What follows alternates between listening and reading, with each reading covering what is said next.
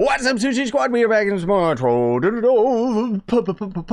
patch notes. Yes, that's right. The Sunrise patch is live on PC. The release date for you guys on console is just set to summer 2022, which means it could be within the next 3 months.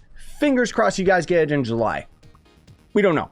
But you guys are going to end up getting the Sunrise update, the Bomber update, and the Shadowhunter rework update all rolled into one neat package. For the time being, though, you can watch this video and get hyped. Generally speaking, this is probably going to end up being a lengthier video than I originally expected.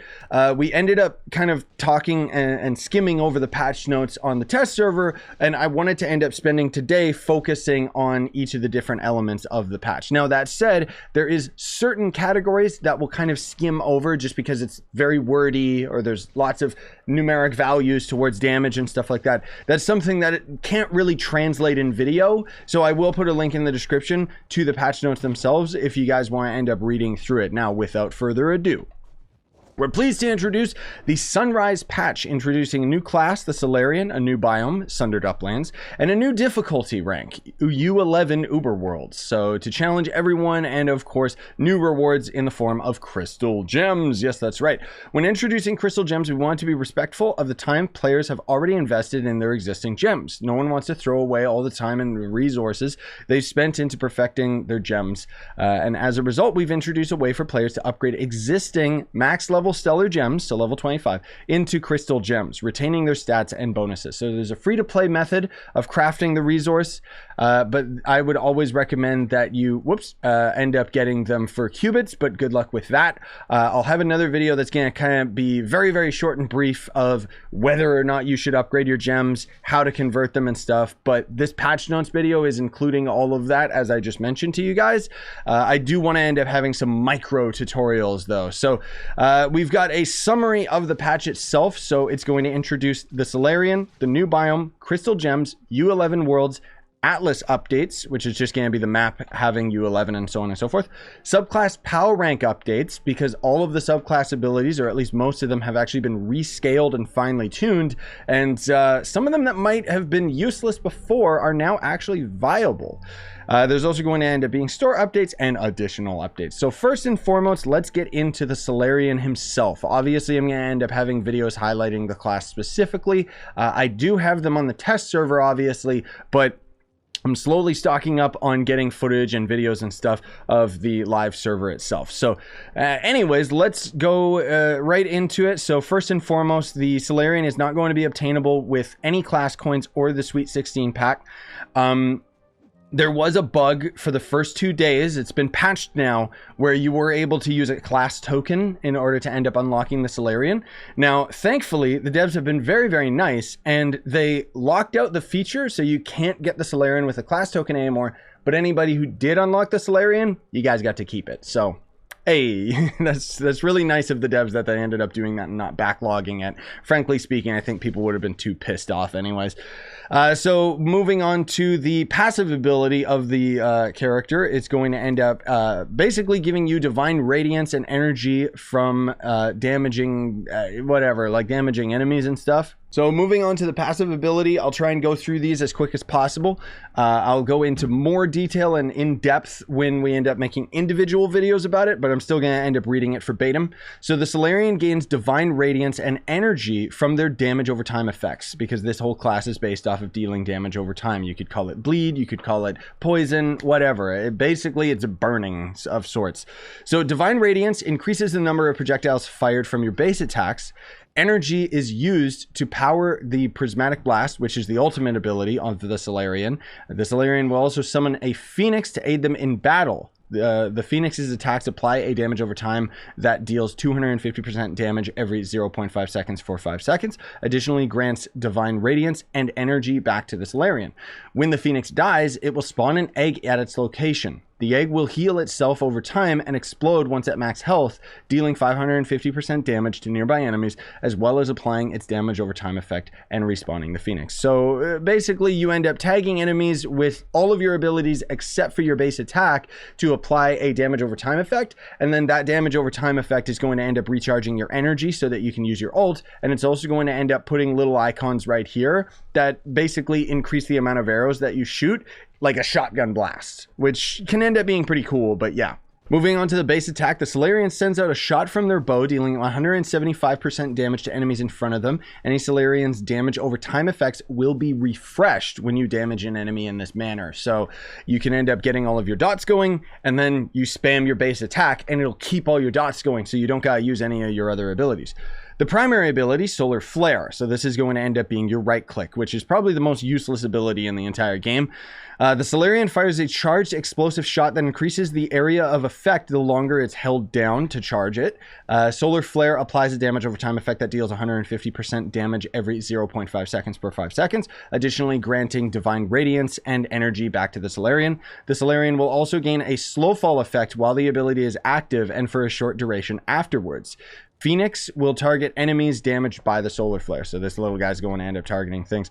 That's going to end up basically being... That's the full charge. There's the slow fall. And you can see the little prongs on top of the training dummy. Those are the different damage over time effects. So you can see the wings is based on our Phoenix. He's also smart and is going to target the opponent that we want him to. So now we've actually got our damage over time from our right click. There's the Phoenix attack, and then we could just tag it with our base attack to keep the damage over time going. Speaking of, this is going to be our base attack with all of the extra shots, which does get drained slowly. That's what this meter is right here. As we end up using our base attacks, we'll slowly end up losing any extra projectiles that we can shoot. It's kind of like a secondary energy bar, I guess. Anyways, secondary ability is Guiding Light. So this is going to end up being our number 1 ability, which looks really, really cool and does as follows. Summons a pillar of light at the target location that expands over time and deals 100% damage to enemies. And then additionally, again, I'm reading this verbatim, but I think that they made a mistake in the way that they wrote this.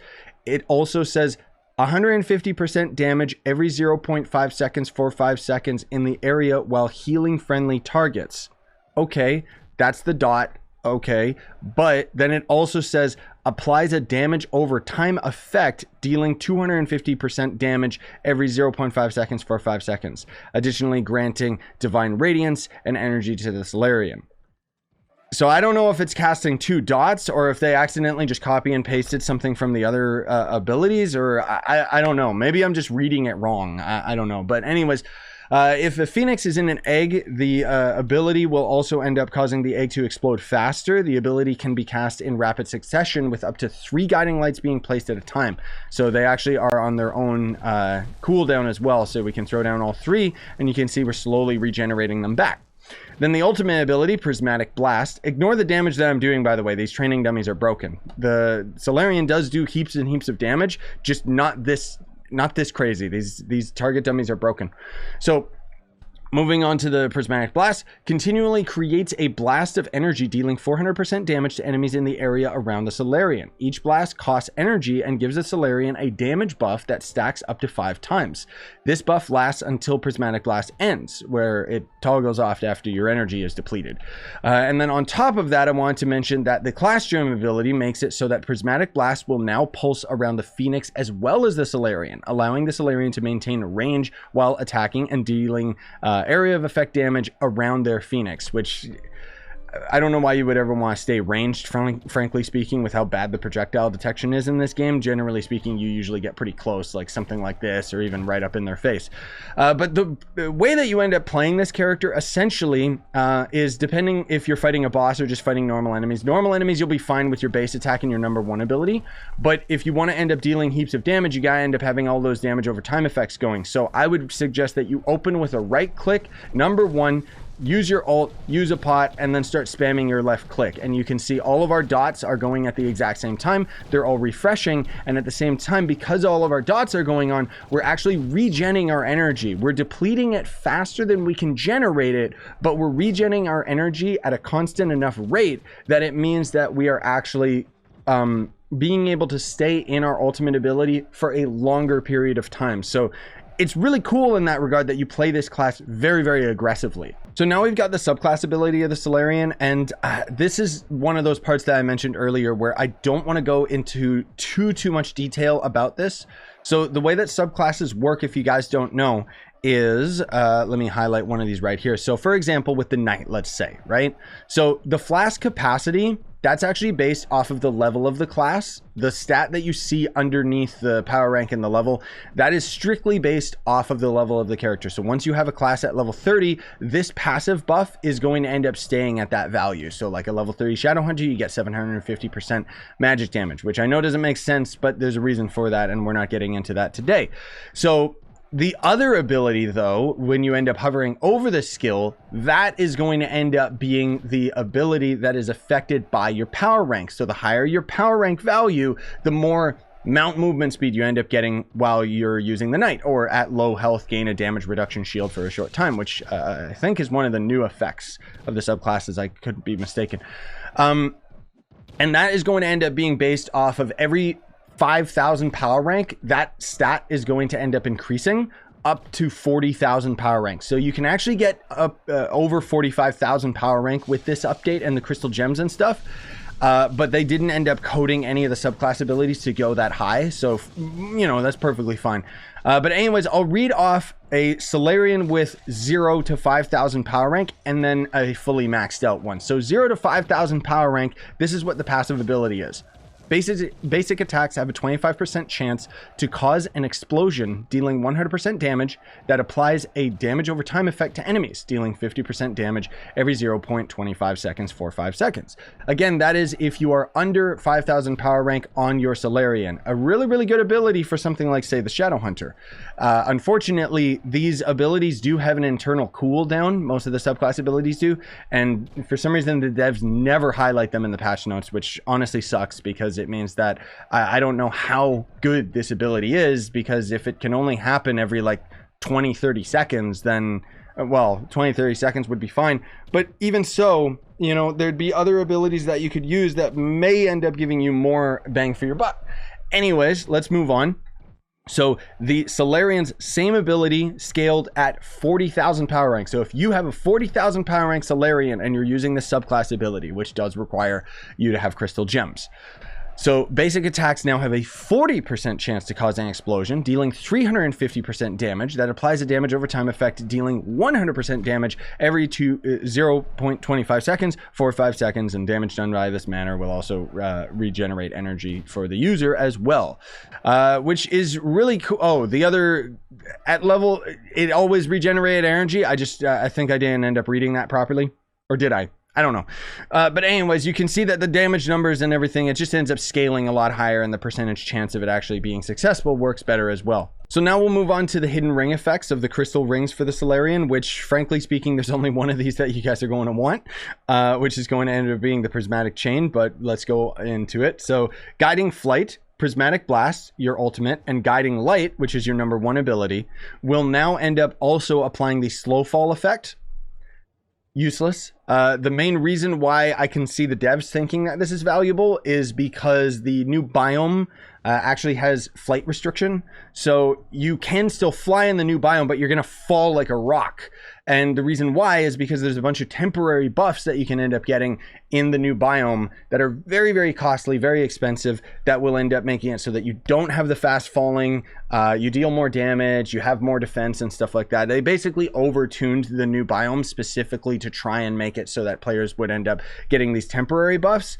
Personally speaking, I feel like they should have been perma buffs that we would unlock. I think that lots of people would actually go for them in that regard, but the fact that they're temporary, it's just like, why would anyone do it? Anyways, next ability is going to be Solar Stance. So this will remove the Solar Wings effect, period, from your right click, and now apply a damage reduction buff for a short time instead. So as far as I can tell, it means on your right click ability, it'll end up giving you a damage reduction buff, which Again, useless. Survivability is not a problem on with this guy because death defying is a thing. So then there's also going to end up being Prismatic Chain. This is the one that you guys want to get. Prismatic Blast, your ultimate, causes enemies damaged by it to also fire off Prismatic Blast, damaging nearby enemies. So you can have a huge chain reaction. Really, really good for fighting huge groups of mobs and stuff like that. It's crazy. Absolutely crazy. So they also ended up adding a costume for this class in the Shadowy Workbench in the Shadow Tower for 4 Despoiled Divinity. And then there's also going to end up being quite a few other costumes with the class, and I'm going to end up doing one of my patented videos that ends up showing off all the costumes as I spin the camera around and stuff. No commentary, but I'm just saying that I do have those videos recorded. It's just, when will I get to upload them, right? Because I've got so many more things to cover. So now we're going to be moving into the Sundered Uplands biome, where we'll end up getting into all of this beautifulness. I mean, it's generating really badly, but just because lag's going on right now. What day is it? Why is it laggy? Because it's Adventure Day? Nah, it's just laggy in general. But anyways, a new biome has been added to the game. It's available as soon as U1 Adventure Worlds, which I still find so stupid that the devs keep doing stuff like this. A little bit of Trove trivia for you guys. As soon as the Forbidden Spires was added to the game, they made it so that it was available to generate in pretty much every world because the devs were proud of it. And as far as the game statistics are concerned, they found that the majority of players didn't even get to U6. So they felt like, oh, well, that's a waste for us to end up making a new biome no one's going to see. Not realizing that most of the players are probably bots that don't get to U6 or just people finding the game confusing or what have you. I mean, generally speaking, if you don't get to U6, I mean, what's wrong with you? Then I think that the game's not for you. I don't think it's because they didn't see this new biome. Like, what? They're going to see the Forbidden Spires in the new novice area or something and be like, oh my god, now I'm not going to quit. But anyways, the new biome ends up following the same mechanic, where it ends up being available as soon as U1 difficulty, which personally, I would still prefer it as you slowly unlock all of the biomes, like old school Trove, because I think that was a lot cooler, and it was a lot more like, you know, the theme of the game was constantly changing as you started getting more and more powerful. But anyways, that's just me. So there is going to end up being the Sundered Uplands, which most of all is in U7 difficulty, but you'll also end up finding this biome a lot in other areas. Looks like we actually got some terrible generation, so I'm going to fly over here while I explain this to you. We didn't end up getting the fast falling effect because these wings, there's a few wings that end up negating the slow fall or fast fall effect, and these are one of them, which is the Vanguard pack. But you can see the new biome right here. It's actually 2 biomes in one, essentially, because we've got the bottom layer, which has its own dungeons and resources and stuff like that. And then these weird corkscrew things, which does look really cool, ends up going up here to the Skyland area, where we've got other dungeons and enemies and so on and so forth, right? Pretty cool stuff. And then you can see on our mini map right here that right ahead of us, this dungeon has an up arrow on it. That's because this dungeon is on the top layer, versus if it had a down arrow, it would be something that was down in the Ashen biome. Can you get out of here, you scum? Trying to do a video here.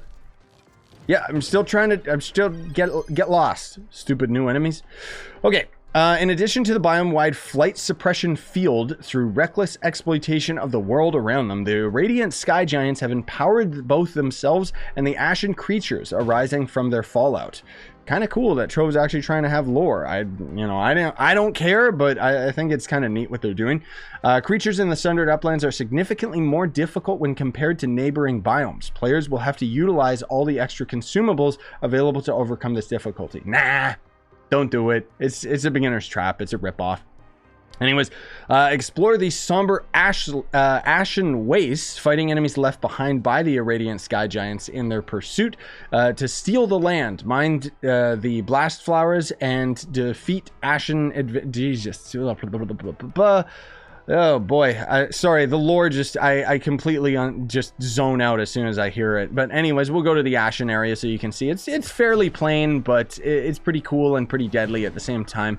And these are the exploding flowers that they're talking about, which ended up actually spawning a giant piece of shrimp. Kind of cool. Okay, rise to the heights of the Uplands, fighting Radiant Sky Giants. Watch out for the boots and mines looking to kick any players back down to the surface. That's okay, that explains why those enemies have such insane amounts of knockback, actually. is really annoying, but that totally makes sense that they want you to get knocked down here. Dungeons can appear in both the Ashen Waste and the Heights Uplands. The compass and the map will end up showing that appropriately, so the compass actually has the up and down arrows as well. Outposts can appear throughout the Sundered Uplands. These outposts provide personal chests, flask refillers, loot collectors, fungi adventurers, and a variety of merchants. Let me see. Yeah, we actually have one right over there. Is that one? Yeah, I think it is. All right, let's use volatile. Thank God we've got this thing. When you guys end up getting this update on console, you'll end up getting that mount as well from Bomber Season 3. So there's going to end up being these idiots, and as you can see, ridiculously overpriced. My God, dude, like this, whew, that's like hours worth just to buy one of those. And then there's going to end up being these other resources, which end up costing Ashen recipes, so you definitely want to go out of your way to end up getting the recipes, especially to end up getting the sun charge crystals. But I think that, okay, once weekly. Okay.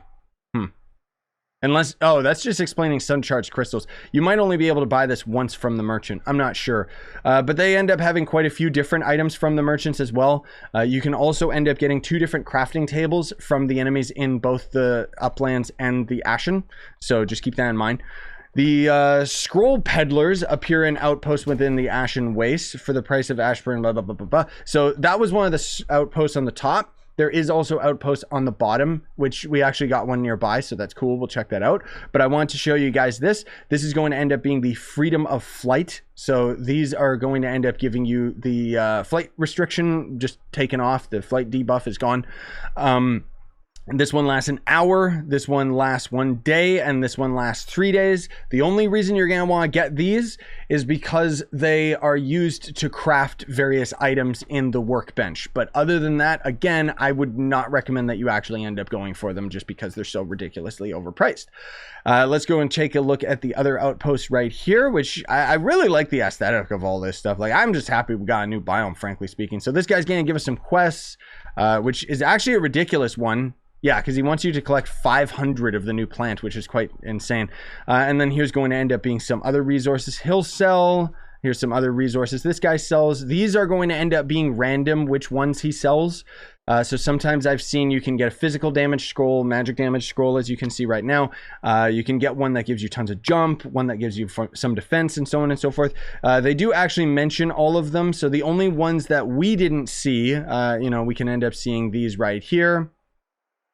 I'll just hover over them. You can pause the video if you really want to read them, but it's not that big of a deal. Again, it's temporary, so why would you ever go for it, especially for this sheer amount of cubits that they cost? It's ridiculous. I think that it should cost like 100 cubits or maybe even like 1,000 cubits so that at least you could end up grinding one of these in a day, but this is over the daily amount of cubits, even with patrons, so it's pretty ridiculous. That's a couple days worth just to get those, and then what? You're not spending cubits on anything else? Ridiculous. Anyways, there's going to end up being a scroll that you can get that'll give you 50 jump, reduce incoming damage by 15%, or even a resource collection scroll. So it'll end up increasing the amount of resources that you get in the area. That one might actually be worthwhile because you could do that on resource gathering day. That would probably be the only one that I might consider going for. So there's different versions of these scrolls available, the bronze, silver, and the gold. The effect of the scrolls will replace each other, but only at the same rarity or higher. So a silver scroll can replace another silver or bronze scroll, but cannot replace a gold scroll. So the highest tier of scroll that you have is going to end up being the one that dominates over the other, is what they're saying. But it's not like you're going to be able to have a gold, silver, and a bronze all in effect at once. You can only end up having one, it seems.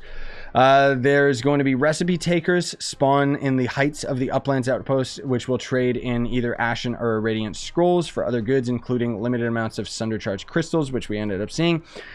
Fungi thing shapers spawn in the outposts across the Sundered Uplands, trading in Ashen sporelings for other goods. While inside the Sundered Uplands, flight is affected by the gravity technology of the ray. Blah, blah, blah, blah. They already mentioned this. This effect increases in higher Uber worlds, however, and can be overcome by using the Freedom Flight scrolls.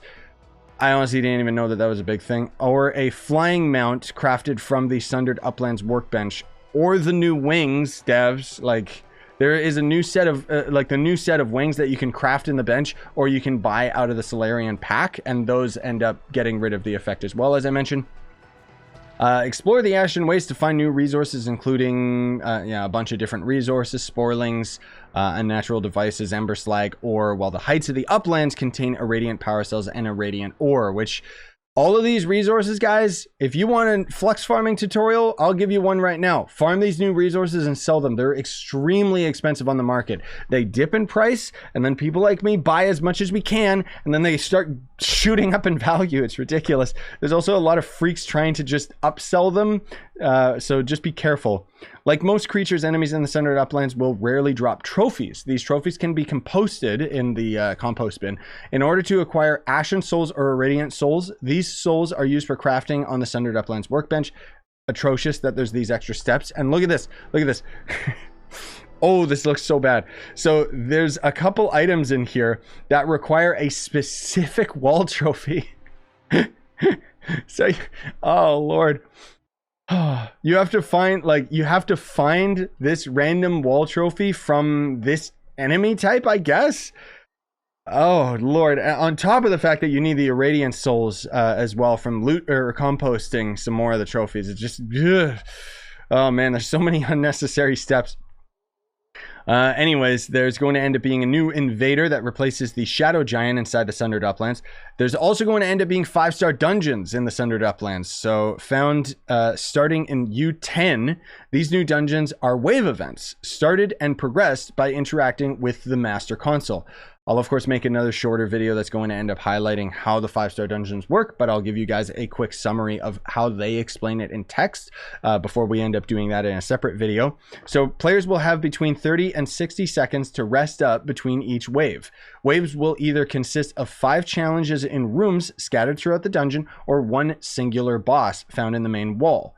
Or main hall. While a variety of bosses exist, only a single boss will appear for any given 5-star dungeon. Yeah, they mean the boss itself. So basically what happens is, let's pretend this is a 5-star dungeon, right? So you activate it with this thing right here, and then you go through, kill this, kill these objectives, right? And then you end up going into the main room, and then you fight the big boy boss, and then it drops a chest similar to a delve box that you end up unboxing, and it gives you garbage. It can give you crystal gear. That's the whole point of it. And then you would end up essentially going back and reactivating the starting position, and you would continue into the next wave. Now, that big boss that we had mentioned, he's not going to end up spawning every 5 waves, not even every 10 waves. It's actually similar to the Paragon levels, where it spawns based on every prime number wave that you're in. So just Google prime numbers, because someone on the dev team is a moron and thinks that prime numbers is cool. Nerd, get that out of my game, man. Sorry I'm so hostile towards it, but seriously, dude, I don't even know why they did that with Paragon levels. I sure as heck don't know why they ended up doing it with the new 5-star dungeon. It's so stupid. Oh, and then another thing I gotta let you guys know about is when you end up actually completing the 5-star, whether you fail with the timer or not, wait out the timer before you leave and start finding a new 5-star, because if you leave before the timer runs out and the dungeon is completed, you don't get any of the rewards. So yeah, just be careful of that. Anyways, each time I love the new 5-stars, but I feel like their execution is just so poorly implemented. Each time a single boss in the 5-star spawns, all creatures spawned within the 5-star dungeon will permanently increase in their darkness stat, which is the armor stat of the game. So basically, you get further and further in the waves, they end up getting stronger and stronger. After boss waves, an unstable Sundered cache will spawn. This is the chest that I had mentioned, which requires a Sundered cache key in order to open, which you can end up crafting here. It's pretty cheap, pretty affordable. Frankly speaking, these new resources are valuable right now, but generally speaking, it's going to end up being pretty cheap to get those keys eventually. And then by opening those boxes, it has an increased chance to drop Crystal 4 gear if you're in U11. I don't know why it doesn't mention that in the patch notes. But Crystal 3 gear can additionally be earned by opening the box in U10. So the funny thing is that they actually have, we haven't gotten into talking about U10 or even U11 yet, but normally U10 was only in the geode surface. Now U10 is in every single elemental world, which is great, but there's also going to end up being U11. And in each of the different elemental worlds, worlds, there's going to end up being crystal gem boxes that you can get. But more specifically, we're talking about the 5-star right now, which the 5-star dungeon exclusively appears in U10 prime worlds and U11 prime worlds. And opening that box in U10 can give you a crystal 3. I've gotten them. They're not great. I don't care. I don't need crystal 3s right now, but I do think that it's cool that we have another method of actually farming crystal 3s. Versus just doing it in geode surface, which is easier than the Sundered Uplands biome and doesn't require a key in order to even claim the crystal 3. Or you can end up being in U11, where you can end up getting a crystal 4 drop out of the chest. As far as I know, you can get it out of U11 5-star dungeons in geode surface as well, but I could be wrong about that one. It says it's increased drop chance, but it's not. It's just increased drop chance versus the base level, which is really, really low to begin with. Otherwise, I'd say the drop chance is probably the same as delves. The advantage being that you can end up doing these dungeons a lot faster than you can in the delves, and at least you're getting other loot along the way, even though the 5-star dungeons actually give you garbage. But we'll have another video talking about that. Let's move on. So 2 allies, 2 mounts. Yeah, there's a whole bunch of... Oh, I see. Okay. So the new allies, mounts, Watt Saucer and Sunderer can all be rarely found in 5-star boss chests. These can also be crafted at the Sundered Workbench. Wow, I didn't know that they could end up including all the mounts and stuff. That's really cool. I wonder if it's a tradable version. I wonder if they have better drop chances in U11 versus U10. Interesting. I wish it said. Well, now I feel like my keys aren't going to waste just because... Dang, dude, that's cool. So anyways, moving on. Players can receive up to 40 Sundered Charge crystals by defeating unique boss waves each week. So if you guys ended up checking out my live streams of the new update, I was really confused why I wasn't actually getting those crystals. That is where, what I mentioned previously, you have to wait for the dungeon to finish and complete or fail, and then you end up getting all of those show up in your claims menu. As far as I know, I'd have to double check my math. I think you have to get to wave, if you can manage to get to wave 67, you'll actually get your entire weekly of the Sundered Charge crystals. I ended up getting all of those yesterday in one dungeon. So I might have to recalculate that, but it's based on prime numbers, as I mentioned. Anyways, most of the 5-star dungeons are in, most of the 5-star dungeon is destructible, with key walkways and fighting areas remaining impervious to damage, so you can't end up destroying them with bombs, basically. So it's nice. It's so that the boss doesn't fall through the world or anything. Sundered Uplands Workbench can be found on Outposts and allows players to craft collectibles as well as useful items for the biome. Sundered Charge crystals can also be donated at this workbench. Sundered Uplands Workbenches can be crafted at the builder's workbench as well as them on themselves. So you can end up actually crafting the workbench here, it says. Club and decorative. Oh, there it is. Oh, okay. Pretty affordable, frankly speaking. It might be difficult when you first get here, but generally speaking, it's not bad. Moving on, so the new workbench, there's new workbenches that can be found off of enemies in both Ashen and the Uplands, or Irradiant Sky. I'm trying to get used to the way that, I don't know, Uplands and Ashen just makes more sense to me. But they're going to end up being right here. So there's the Irradiant, there's the Devourer one. And those will end up giving you different items, including a buff item. So both of these tables have the same buff, just one is for the surface, one is for the underground. So for the next hour, Irradiant Sky Giant Admirals you attack will become empowered. What's a Irradiant Sky Giant Admiral? Don't ask me. I don't have the dev tools. Devs, you have to stop referring to the name of in-game enemies in the description, because players don't know what any of the names of these enemies are. Give us a codex in the game that shows us what the heck these enemies are. I'm telling you. So anyways, empowered Irradiant Sky Giant Admirals, that's a mouthful, deal more damage and use new attacks, and will always drop an Irradiant Irradiant Dragon Egg Fragment if defeated in U11 worlds.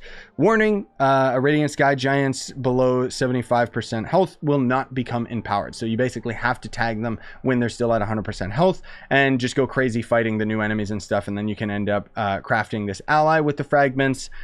I think this is also going to end up being used, yeah, to craft the new dragon in the Dragon Crucible hub.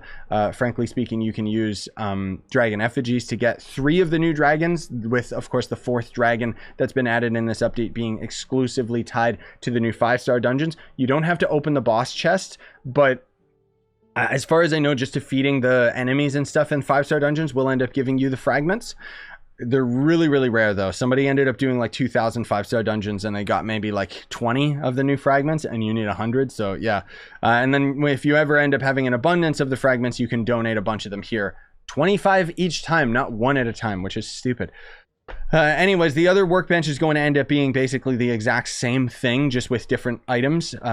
So when empowered, yeah, defeating empowered enemies, yeah, basically all the stuff that we ended up just talking about. There is a terraformer for the Sundered Uplands, which can be crafted in a Wheel of Seasons and at the Sundered Uplands workbench, so that you can end up having this new biome in your club world. I don't see myself using it in Team Pixel or anything. There's new styles, recipes, decorations that have been introduced from the Sundered Uplands, which you can use your style savers and stuff like that to unlock.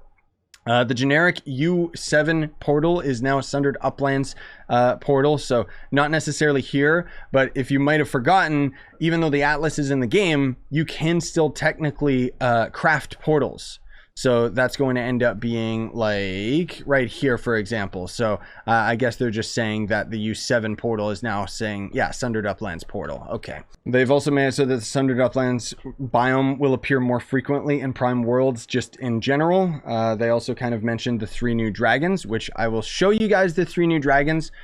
Keep in mind that I will end up doing a video showing each of them again as well, just so you can have a shorter one instead of having to siphon through this patch notes. But there's going to be this disgusting thing, which has a pretty cool fire effect. I don't know, it's just explosive. This is going to end up being the one that you get. Foraged dragon egg fragments for Budgiz can be acquired by defeating empowered threshers and empowered devourers in the ashen waste of Sundered Uplands in U11 worlds. I think you can get it from U10 as well, but U11 is the guaranteed drop, if I'm not mistaken. I could be wrong about that. Then there's going to be this dragon right here, which this one's actually really, really cool. And I really like the effect of the blast. This is actually a reskin of another dragon. I mean, obviously all the dragons are reskins, but this one even has the effects of the dragon it reskins, where it's actually got some Mag Rider stats to it, which is kind of ridiculous. So this is the one that is acquired by defeating empowered Irradiant Sky Giant Admirals, as we mentioned at the era crafting table. And then there's going to end up being Ariel, which is going to... Oh, whoops. Okay, so... Ariel, this is going to end up being the dragon that is found from defeating powerful bosses at 5-star dungeons. So I guess defeating the boss is what drops the fragment.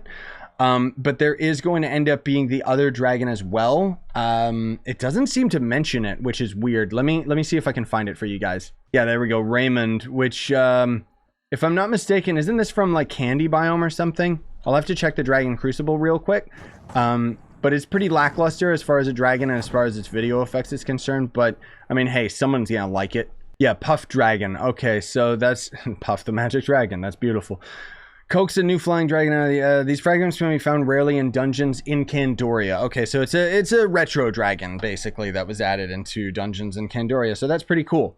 Anyways, we are now finally moving on to the Crystal Gems segment of the video. So again, I'll end up having shorter, more condensed videos that talk about these things. But again, this is the patch notes, so we're going to get into the nitty gritty and in for the long haul. Crystal Gems can now be found in U11 worlds and have a maximum level of 30. Max level Stellar Gems, level 25, can be upgraded into Crystal Gems by using a Crystal Gem Converter from the Gems tab in the character sheet. So if you end up opening the character sheet, clicking on a gem, you can see the gem converter is right here. You can craft these. Ignore my HUD, I'm trying a new mod. You can craft these, but you can also, more importantly, get them out of the cash shop for free-to-play qubits, although it requires a lot.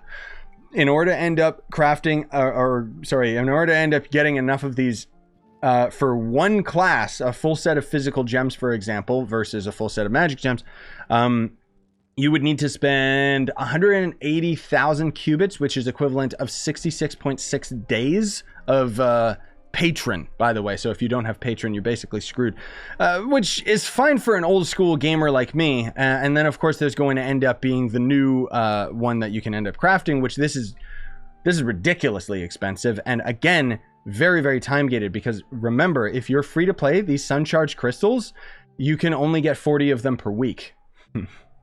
So yeah, that's something. And then of course there's a primal gem shard, which we'll get into all of that stuff in a moment. So they also have a yeah, they mentioned about the crystal gem converters that we just talked about. Stellar gems converted into crystal gems retain their power. A gem converted in this way will immediately be at level 25. It'll end up retaining any existing stat bumps that were applied to it with augmentation. A gem with applied focuses will also retain the increased, okay, blah, blah, blah, blah, blah, blah, blah, blah. It basically, if you level, like if you convert your stellar gems into crystal, they're going to end up being the exact same gem. It's just a crystal gem now instead. Leveling crystal gems now requires a new material in the form of gem sparks. These can be crafted from gem dust at the Adventurer's Workbench or found in the Sundered Uplands Workbench. So that's going to end up being these right here, which is 30,000 gem dust to craft one of them. Or in both U10 and U11, you can actually get these unboxed from the gem boxes, and you can actually convert these back into gem dust. So it's actually made gems very, very approachable for players that aren't necessarily going to even bother with the crystal gem aspect of the game, which I think is really cool. Like right here, you can see I've got a couple gem sparks. I could convert this into 30,000 gem dust. It's a 1-by-1 ratio, which is amazing. So of course the point being is that once you end up getting a gem to crystal rarity, or at level 25 and up I should say, then it ends up costing the gem sparks to level it up instead of just raw gem dust.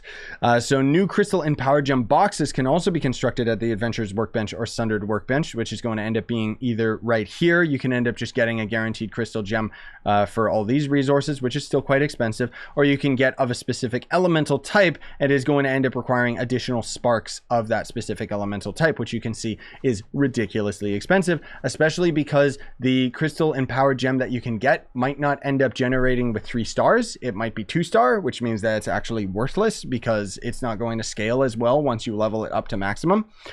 Anyways, there's going to end up being new gem boxes obtainable in U10 and U11. U10 boxes drop stellar gems and dust, as well as the sparks, while U11 gem boxes have a rare chance to drop crystal gems and gem sparks, which are needed to craft the new gems. You can also loot collect crystal gems in order to end up getting the sparks as well, so it's a pretty significant amount of gem dust. And unfortunately, guys, old school gem boxes from U10, these are irrelevant. These don't drop the new resources, unfortunately. I've got so many of them, but they made sure that we couldn't prepare for this update before it was live. Gem sparks can also be found in gem booster boxes. Now we're finally moving on to U11 worlds. So many additional Uber worlds have been added to the builder's crafting bench, including U11 worlds, if you want to end up actually crafting the portal yourself. But why would you ever do that? It's so ridiculously expensive versus just using the Atlas, and you can use the Atlas anywhere. So Crystal 4 can drop from 5-star dungeons in U11 Geode Topside and Prime Worlds. So it does confirm that it's from Geode Topside as well. Nice. Which means that you don't need a key. Remember that. It's actually more efficient if you're trying to farm for C4 gear to farm it in Geode Surface. The new Biome 5-stars they're pretty bad. Like, they've got some really fun mechanics to them, but generally speaking, the loot you get out of them is just pretty trash. And most of all, it's just about getting the Sundercharge crystals. And I guess apparently getting the mounts out of the boxes and stuff, which good luck with that. So beginning in U10, all adventure worlds can now benefit from light. You actually have to have a certain amount of light in order to end up dealing damage in all U10 worlds, whether it's elemental, fire world, or geode surface, whatever. Geode topside worlds still give benefits for light starting at U9, however. U11 worlds require 30,000 power rank and 6,000 light for entry. Doesn't necessarily mean you can handle it. Frankly speaking, you gotta have somewhere around 35k power rank and have pretty beefy stats in order to end up even handling U11, let alone it also depends on which class you're using. Then there's a very short section talking about the Atlas updates. So the Atlas map has now been updated to include the Sundered Uplands at U7. Elemental and Prime worlds now only have one node in the Atlas, as you can see. Instead, you end up meticulously selecting the difficulty, which I don't don't know if that's as cool, but I guess it makes sense. Instead of highlighting individual nodes, players use a drop-down menu. Yeah, we just mentioned that. Okay, it's also going to end up automatically bringing you to the highest difficulty that the user can access. So even if you have just barely 30,000 power rank, it's going to start you in U11 anytime you select this node, which means that you might have to annoyingly have to go back to U10. Another thing I wanted to mention as well that I don't seem to have seen, maybe it's a little further down in the patch notes, but we'll talk about it now just because we're on the Atlas, is that the Shores of the Everdark has changed slightly as well. So they have U8 and U9. They've always had both of them, and U9 always has been pretty useless because class gems actually can't drop at Radiant Rarity. Thank God. This was something that they ended up rectifying a long time ago, where they just... there's no Radiant class gems to speak of. However, the patch notes, I think somewhere, maybe I skipped over it, say that in U8 you can get Radiant and Stellar class gems, which isn't true because, again, there's no Radiant class gems, but you're supposed to only be able to get Crystal class gems from U9 Everdark. However, I can confirm that you can get Crystal gems from U8. Frankly speaking, they just need to remove U9 just because Everdark is always going to end up being slow and tedious rather than being difficult and challenging. So as I mentioned previously, we're not going to end up going into too much detail with the subclass power rank updates because there's just so many different changes to stats and numbers and so on and so forth. Basically, what they're summarizing in this update, in the patch notes here, talking about subclass power updates, is a lot of the abilities have been slightly tweaked. So a lot of them are better just across the board.